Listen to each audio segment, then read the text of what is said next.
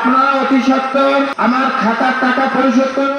মানবতার খাতিরে মানুষের পাশে দাঁড়াতে গিয়ে আজ নিজেই অসহায় হয়ে পড়েছেন পিরোজপুরের এক ক্ষুদ্র ব্যবসায়ী। ৭ বছর ধরে বিশ্বাসের ওপর ভর করে বাকিতে মালামাল বিক্রি করতে করতে তার পাওনা দাঁড়িয়েছে প্রায় ৪৫ লাখ টাকা। এখন সেই টাকা আদায়ে বাধ্য হয়ে রাস্তায় রাস্তায় মাইকিং করছেন তিনি।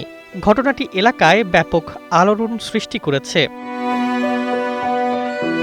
পিরোজপুর সদর উপজেলার পাড়েরহাট সংলগ্ন দক্ষিণ শঙ্করপাশা এলাকার ব্যবসায়ী মোহাম্মদ সাইফুল ইসলাম বাদশা একসময় একটি বেসরকারি প্রতিষ্ঠানে চাকরি করতেন। ঈদ আসবে, সাথে ক্যাশব্যাকও আসবে। নিজের বা প্রিয়জনের জন্য কেনাকাটায় এবারও নগদ পেমেন্টে পাচ্ছেন দারুণ ক্যাশব্যাক। তাই যাই কিনুন, পেমেন্ট করুন নগদে।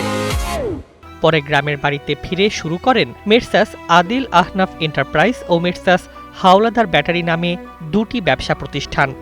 সেখানে মুদিপণ্য, ইজি বাইক, ব্যাটারি ও খুচরা যন্ত্রাংশ বিক্রি করতেন তিনি। আমি অনেকের ব্যাটারি বাকি দিছি, গাড়ি কিস্তিতে দিছি। যখন যার প্রয়োজন আমার কাছে আসছে, সকালে আসছে, আমি বিকেলে টাকা দেবে এই কথা বললেও আমার কাছে অনেকে মাল নিছে। কিন্তু সকাল তো ভালো, 6 মাসও আমার সাথে দেখা করে না। হালখাতে এখনো চলমান রাখছি এবং আমি মাইক ভাড়া করছি। মাইক ভাড়া করে তাদেরকে আমি নাম ধরে ডাকতেছি যাতে আমার টাকাটা পরিশোধ করে। ২০১৯ সাল থেকে এলাকার অটো ও ইজি বাইক চালকদের অভাব অনটনের সময় পাশে দাঁড়িয়ে বাকিতে ব্যাটারি ও প্রয়োজনীয় মালামাল দিতে শুরু করেন সাইফুল। কিন্তু সময়ের সঙ্গে সঙ্গে সেই বিশ্বাসই যেন তার জন্য কাল হয়ে দাঁড়ায়। অনেক চালক মালামাল নেওয়ার পর আর দোকানে ফিরেননি। কেউ কেউ তাকে দেখলেই এড়িয়ে চলতে শুরু করেন। ফোনে কথা বলে না, কিন্তু ফোন কানের সামনে ধরে রাস্তার অপোজিটে তাকায় চলে যায়। এমনকি আমার এখানে প্যাসেঞ্জার নামবে, কিন্তু সেই প্যাসেঞ্জার আমার এখানে না নামাইয়া দোকানের 2 সাইডে নামায়, যাতে আমার সাথে তার কথা বলতে না হয়। এভাবেই 7 বছরে বকেয়ার অঙ্ক পৌঁছে যায় 40 থেকে 45 লাখ টাকায়।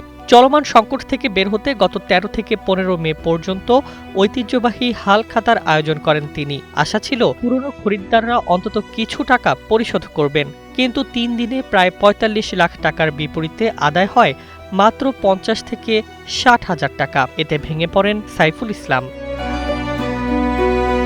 শেষ পর্যন্ত নিরুপায় হয়ে তিনি মাইক ভাড়া করে রাস্তায় নেমেছেন। এখন এলাকার বিভিন্ন সড়কে ঘুরে ঘুরে বকেয়া পরিশোধের অনুরোধ জানাচ্ছেন। সাইফুল বলেন, আমি মানুষের উপকার করতে গিয়ে আজ পথে বসেছি। এখন মাইকিং করে সবার কাছে টাকা ফেরত চাইছি। এতেও কাজ না হলে পাওনাদারদের বাড়ির সামনে গিয়ে নাম ধরে ধরে মাইকিং করব। তার এই অসহায় পরিস্থিতিতে সহানুভূতি জানিয়েছেন স্থানীয় ব্যবসায়ী ও সচেতন মহল।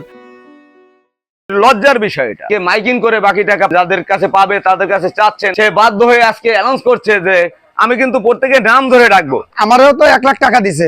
আমি গাড়ি আগে ভাড়া চালাইতাম, আমার বাপেও আমার সুযোগ দেয় না যে আমারে গাড়ি কেনার টাকা দিয়েছে 1 লাখ টাকা। আর আমাদের কিছু আছে, আমি গাড়ি কিনছি, আমাদের এখন পাইবে মাত্র 10,000 টাকা। তবে এর মাঝেও কিছু ইতিবাচক দৃষ্টান্ত রয়েছে। ইজি বাইক চালক মোহাম্মদ হৃদয় জানান, বিপদের সময় সাইফুলের কাছ থেকে বাকিতে ব্যাটারি নিয়ে তিনি গাড়ি চালিয়েছেন এবং এখন নিজের সব বকেয়া পরিশোধ করেছেন। স্থানীয়দের আশা, হৃদয়ের মতো অন্য পাওনাদাররাও এগিয়ে এলে হয়তো আবার ঘুরে দাঁড়াতে পারবেন এই মানবিক ব্যবসায়ী। News desk, 21 television.